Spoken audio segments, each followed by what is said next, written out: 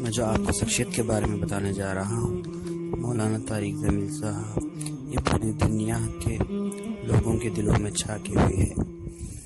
مولانا طارق جمیل صاحب کا جنم 1 اکتوبر 1953 میں پنجاب کے چنو میاں گاؤں میں ہوا تھا۔ یہ ایک اسلامی اسکالر ہے اور ان کے ابا کسان تھے اور یہ مسلمان راجپوت خاندان سے تھے، اور یہ پیدا اور بڑے میاں چنو گاؤں میں ہوئے، اور یہ بچپنا اور جوانی میں بہت ماڈرن رہا کرتے تھے۔ جب ان MBBS کرنے لاہور گئے تھے، جب ان کا فوکس اسلام کی طرف پھل گیا، جب آپ نے ان ہائر اسٹڈیز کمپلیٹ کرا پاکستان میں اور ایڈمیشن لیے king Edward medical college Lahore میں، اور اس میں حضرت نے MBBS کو پڑھ رہے تھے۔ جب آپ MBBS پڑھ رہے تھے تب ان کا دھیان اسلام کی طرف پھیر دیے، یعنی کہ پلٹ گیا، اور اسلامی ایجوکیشن یعنی کہ اسلام کے جو بھی باتیں تھے وہ انہوں نے جامعہ عربیہ راولپنڈی، یہ لاہور کے پاس ہے، یہ یہاں پہ قرآن، حدیث، شریعہ، تصوف، فقہ، یہ سب باتیں یہاں سیکھے۔ جب یہ یہاں مدرسے میں پڑھ رہے تھے تب سے ہی یہ ریلوں میں اور اجتماع میں بیانات دیتے تھے۔ یہ بیانوں میں شانتی اور سرکشا کا دھرم ہے۔ طارق جمیل کے ویاکرن میں اسلام اور سماجک چنتا کے کئی مدعوں کو شامل کیا گیا ہے۔ وہاں وشیش روپ سے آتم شدھ، ہمسک طریقوں سے بچاؤ، اللہ کے آدیشوں کا پالن کرنا اور حضرت محمد صلی اللہ علیہ وسلم کی سنت کا پالن کرنے پر بل دیتا ہے۔ مولانا طارق جمیل بار بار مسلمانوں کو توبہ کرنے کے لیے اور غلط راستہ چھوڑنے کے لیے صحیح راستے پر واپس آنا چاہیے۔ جنوری 2014 میں پاکستانی ابھینیتری مینا مالک نے کہا کہ طارق جمیل کے ساتھ ان کی بات چیت نے اپنے جیون بدل دیے اور انہوں نے شوبز ادیوگی کو چھوڑ دیا۔ عمران خان یا ان کے کسی قریبی سہیوگی دوارا کی گئی سماچار رپورٹ کے مطابق طارق جمیل نے اگست 2014 میں عمران خان سے ملاقات اور شنتپور درگاہ سے اپنی آزادی مارچ آیوجت کرنے کی صلاح دی، اور انہوں نے 4 نومبر 2014 میں انہیں پاکستان پردھان منتری نواز شریف کے بعد کے نواز مجید امر کے بلایا اور ان سے ملاقات میں ہونے والی برشک جو تبلیغ کا بڑا اجتماع ہے اس میں بھاگ لینے کا نمنترن کو بڑھایا۔ اور ایسے ہی کچھ شخص مولانا طارق جمیل صاحب نے سید انور انضمام الحق، محمد یوسف سکوین، مشتاق احمد اور سلیم مالک، شاہد آفریدی جیسے مہان پاکستان کرکٹ کھلاڑیوں کا جیون میں واستوک اسلامی مولیوں کو لے کر انگت پریاس کیا ہے۔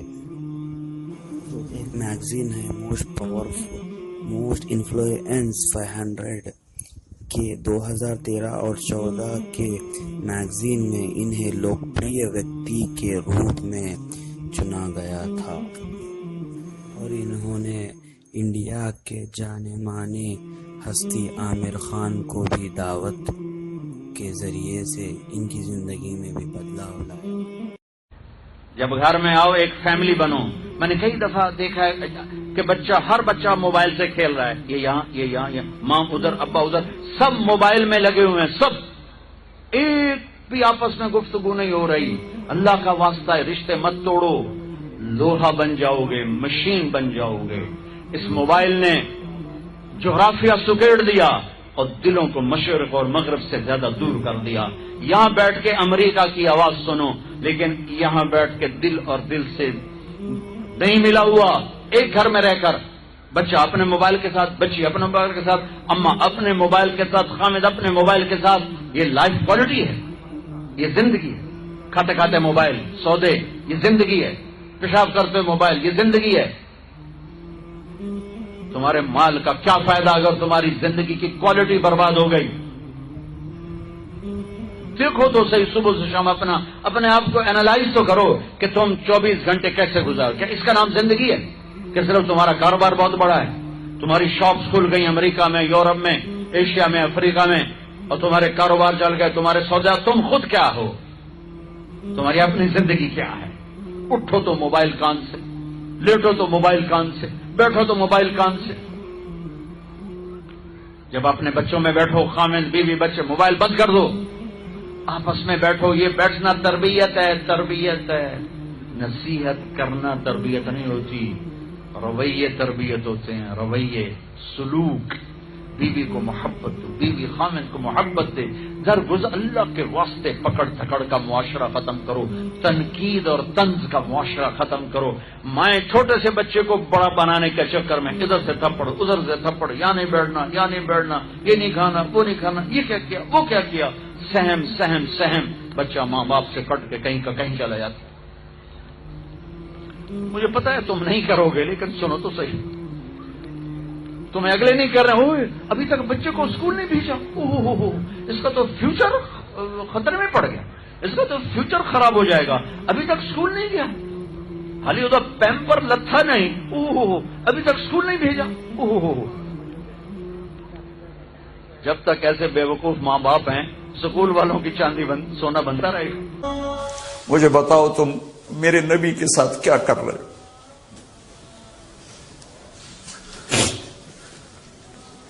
وہ تمہیں فرقوں میں بانٹ کر گئے تھے یا امت بنا کر گئے تھے؟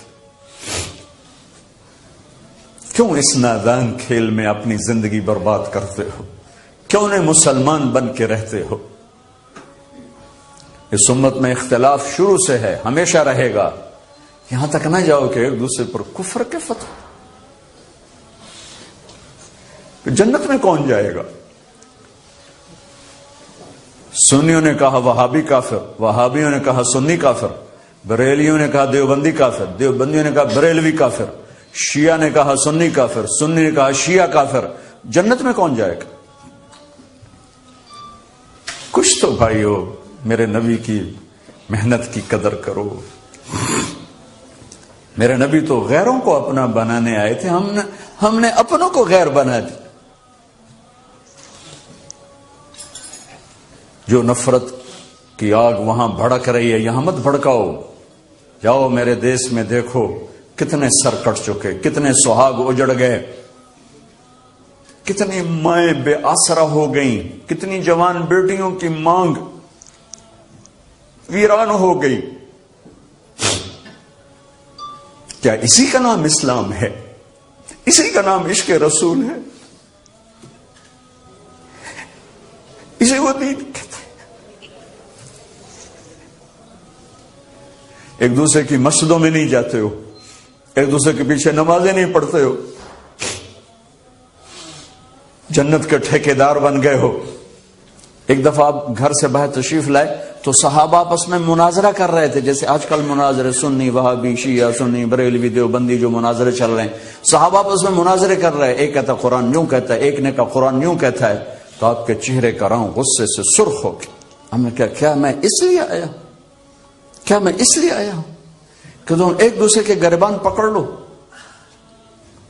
اور تم ایک دوسرے کے گلے کاٹنے لگ جاؤ اور ایک دوسرے کو کافر ٹھہرانے لگ جاؤ؟ کیا میں اس لیے آیا ہوں؟ میرے نبی تو عبداللہ بن ابی کا جنازہ پڑھانے کھڑے ہو گئے تھے، جس کا کفر ابو جہل سے بھی بڑا ہے۔ ابو جہل اوپر کی دوزخ میں، عبداللہ بن ابی سب سے نیچے کی دوزخ میں ہے۔ ان کے بیٹے آئے، یا رسول اللہ میرا باپ مر گیا ہے، اپنا کرتا دے دیں گے، میں اس کو کفن دے دوں۔ آپ نے کہا لے لو، کرتا اتار کے دے دیا۔ آپ کہتے بدبخت منافق، دفع ہو جا، دے دی۔ کہ یا رسول اللہ آپ جنازہ پڑھائیں گے؟ کہاں پڑھاؤں گا۔ باقی منافقوں کا تو کسی کو پتا نہیں تھا سوائے اللہ کے نبی کے، لیکن عبداللہ بن ابی کا منافق ہونا تو سب کو معلوم تھا۔ آپ جنازے کے لیے عمر سامنے آ گئے، یا رسول اللہ یہ کون ہے؟ کہ مجھے پتا ہے کون ہے، تو آپ اس کا جنازہ کیوں پڑھا رہے؟ کہ شاید اللہ معاف کرتا۔ کہ عمر پیچھے ہٹ جا، مجھے پتا ہے یہ کو، میرے اللہ نے کہا ہے تو ان کے لیے دعا کر یا نہ کر، میں معاف نہیں کروں گا، میں کرتا ہوں شاید اللہ معاف کر دے۔ پھر فرمایا کہ میرے اللہ نے کہا اگر تو 70 دفعہ بھی ان کے لیے دعا کر تو میں معاف نہیں کروں گا۔ اگر میرا اللہ کہتا اے میرے محبوب اگر آپ 70 دفعہ اس کے لیے دعا کریں گے تو میں معاف کر دوں گا، تو میں اس کمبخت کا 70 دفعہ جنازہ پڑھا دیتا۔ مجھے بتاؤ تم کہاں سے یہ دین لے کر آئے ہو جس میں تم فرقوں میں بٹ گئے ہو، نفرتوں کی آگ تم نے لگا دی ہے، یہ کہاں سے اسلام آیا ہے؟ میں تمہیں اللہ اس کے رسول کا واسطہ دیتا، امت بن کے رہو، مسلم بن کے رہو،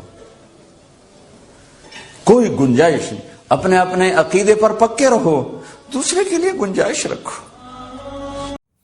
اور یہ میڈیکل یعنی کہ MBBS پڑھتے تو یہ ڈاکٹری کرتے اور مریضوں کو علاج کرتے، علاج کرنے تو اور بھی بہت سارے لوگ ہیں، لیکن اللہ نے مولانا طارق زمین صاحب کو اپنے نبی پاک صلی اللہ علیہ وسلم کے سنتوں اور دعوت کے کام میں لگا دیا، اور پوری دنیا بھر میں ان کا نام مشہور ہے اور ان کے بیانات بھی بہت مشہور ہے۔